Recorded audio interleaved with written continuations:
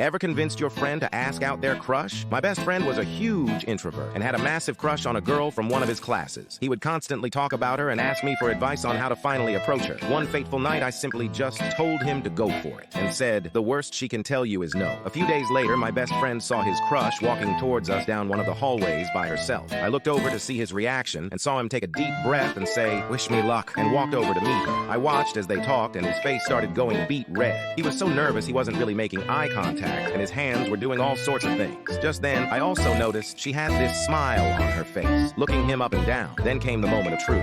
I watched as he pulled his phone out and handed it to her. She took it and then gave it back, rubbed his hand, and as she walked off, I could hear her giggling. He walked back to me with a swagger I'd never seen in him before. I got her number. I felt so proud. And the best part is, 8 years and 3 kids later, they're still going strong. I was the best man at their wedding.